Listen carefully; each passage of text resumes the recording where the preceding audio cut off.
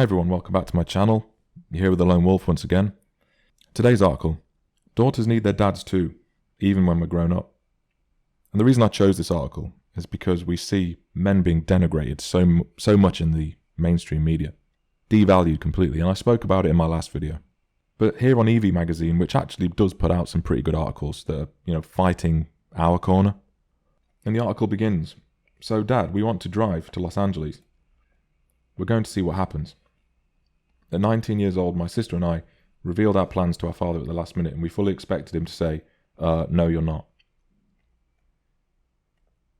Instead, to our great surprise, he responded, "Okay." My sister and I were shocked, not what we expected at all. "Really?" we asked. "Yes, the last thing I would ever want for you girls is to live in regret wondering where would we be if we actually went for it," he said. Within days, our bags were packed, and we set off on our cross-country journey to LA. We've lived in LA ever since, and with full lives and families of our own now. With the approval, support and encouragement from our father, we went for it, and we have no regrets. The idea of the family has been changing drastically over the decades. With the push to smash the patriarchy from feminists, fathers are being pushed out of their role and their authority has been squashed. Music to my ears. More women are dismissing their feminine traits, focusing on careers, delaying children, and becoming unwed mothers. While celebrated easy divorce has pushed out a lot of fathers.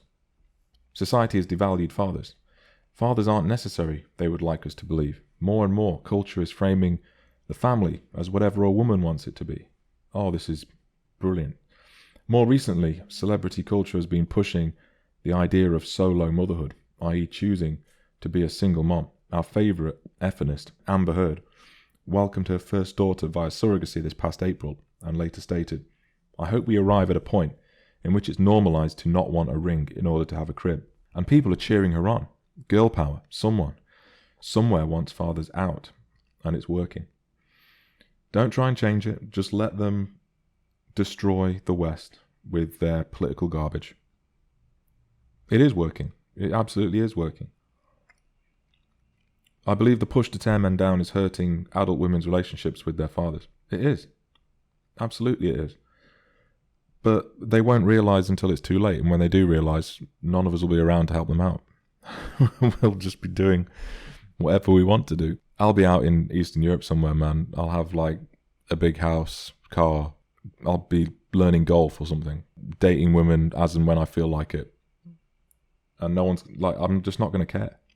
The ideology has just progressed too much at this point, and it's done too much damage. You all know this, right? You know what I'm talking about. Amber Heard. "I'm so excited to share this news with you. 4 years ago, I decided I wanted to have a child. I wanted to do it on my own terms. I now appreciate how radical it is for us as women to think about one of the most fundamental parts of our destinies in this way." Yeah, but how did you create that child? You needed a man to do it. And now you've sort of discarded him.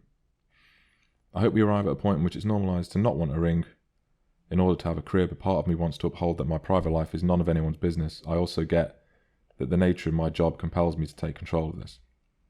Yeah, private life is none of anyone's business unless it's your very public divorce from Johnny Depp, right? When you're strategically putting media shots out in the press to further your own agenda. I won't get into that, but you all know what went down. The social engineering taking place to destroy the family and push out fathers is on overdrive. I find it interesting how the drive to push father out of the home, both physically and spiritually, seem to happen at the same time. It's another way to control the masses and have more struggling families and individuals who are dependent on our leaders. But it doesn't take a rocket scientist to know that fatherlessness creates many problems for society.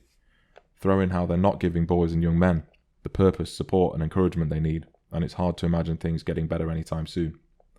Yeah, and if you're a young man and you're in a situation where you don't have a strong male role model around, I mean, I had my father was around when I was growing up until I was around 21, and then my parents got divorced. I wish that they got divorced sooner. For a number of reasons, it was fairly complex. But just going off the statistics, kids do better when there's two parents in the household. It's a fact. And if you look at a lot of the problems, especially in, say, London, where you've got these gang problems and knife attacks all the time. It's all fatherless households. And it needs to be addressed. And again, I just think that the damage is too far gone. How do you come back from the brink on this? It's easier just to say, screw that, man, I'm not playing. I'm not playing. I'm going to look after my own interests. We've been downplaying the role of fathers to our own detriment. They want us to believe men and women, mothers and fathers, are exactly the same. They aren't. Fathers play a significant and specific role in our lives when we're children and when we're adults. I often focus on boys and fatherlessness, but here I'm going to focus on girls and women and their relationship with dad.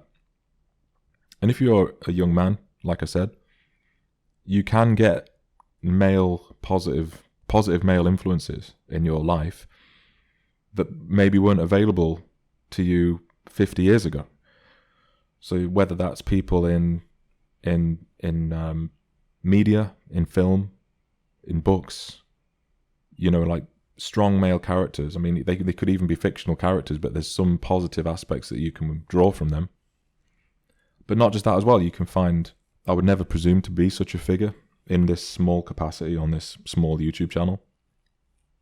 But there's certainly folks out there who can be a massive influence, like, Better Bachelor, people like this, who can actually, they've lived a good life. They've got life experience that they can pass on to younger guys to say, look, this is how you should be, this is what you should do, this is how you become successful, this is how you treat people. And, you can learn it through YouTube and other sources. So we're kind of blessed in that respect. What fathers give to their daughters. Strong, involved fathers naturally instill an understanding of authority in children. Girls are far less likely to exhibit bad behaviour when they have a strong bond with their dad. This carries into adulthood, and they're far less likely to get involved with crime or end up in prison. They have more confidence and self-esteem. A daughter's relationship with her dad plays a key role in her psychological development. Research suggests that daughters who have loving and secure relationships feel better about themselves and their bodies. Even as adults, they're less likely to be obese and less likely to have eating disorders. Women who grow up with supportive fathers have more confidence and self-esteem. They're more likely to be adventurous and take risks, but they get better grades in school and are more likely to pursue higher education. They are more assertive, but in the best possible way without being aggressive. Dads also create the gold standard for future relationships. Daughters with good bonds with their fathers are more likely to have healthy relationships with men. They're more likely to get married and stay married. Dads don't stop being dads when their little girls are grown up. Many of us millennials and Gen Zers grew up with divorce, either early in life, which often negatively impacts the relationship with fathers, or later in life. A new report shows that adult children are far more likely to stay in touch with their mothers than their fathers when a late in life divorce occurs between parents. I can certainly speak to that. But retaining a strong bond with your father in your adult life is so important and beneficial for women. Caring dads give the best advice. If you build a strong relationship in adulthood with your father, he will be there for you whenever you need him. My father was 30 years old with 5 children. That's crazy. That seems really young to me. I mean, I'm 32? So, to have 5 kids at my age would be unthinkable. Unthinkable. When he found out he had an illness that would prevent him from working, not being able to provide the way he wanted for his family created many issues. My childhood had its ups and downs. Then my parents' late in life divorce led to what happens with many families. I stayed closer to my mom and called my dad occasionally. He never called me. I know it's because he thought he failed his kids and felt it was best to fade away in the background.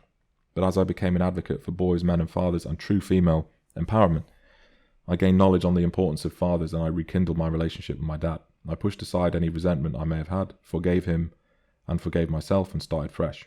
In this most recent chapter of my adult life, my father became my favourite phone buddy.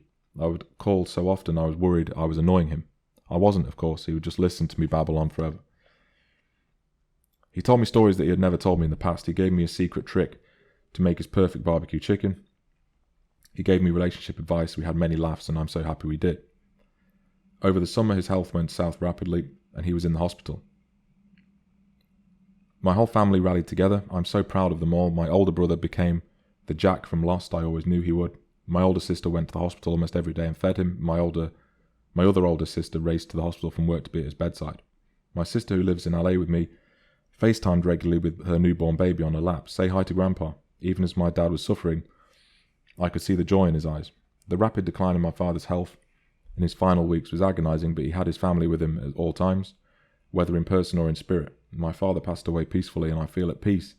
Having had the bond that we built in my adult life, I know he is still with me today.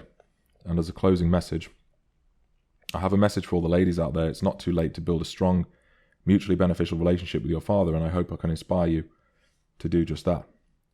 So that's quite a nice sentimental article there, and it's good that there's folks out there who are doing blog posts and raising awareness of how important fathers are in children's, and particularly daughters' lives. Because the absence of fathers, or the devaluation of fathers within the Western society as it stands today, is the reason why there's so many, women that aren't dateable for men. And it's sort of had this disastrous effect of, it's just distorted the whole gender dynamic, as I've spoken about before, and as so many others have spoken. I have big time fears that the damage is already irreversible. And the only way that you can really move forward from this point is to, I guess, relocate to countries where they still value traditional family setup and the role of men in society, which is, to me, is going to be Eastern European countries. Eastern European countries, that's really the only place where, maybe the Czech Republic, I'm not sure, I've only been there once, Poland, Hungary, like Visegrad countries, right? And then, of course, Russia and the former Soviet Union. I haven't got many other alternatives to propose. But, it's good that someone's actually putting out positive articles on this message. Thanks so much for listening, and I'll see you next time.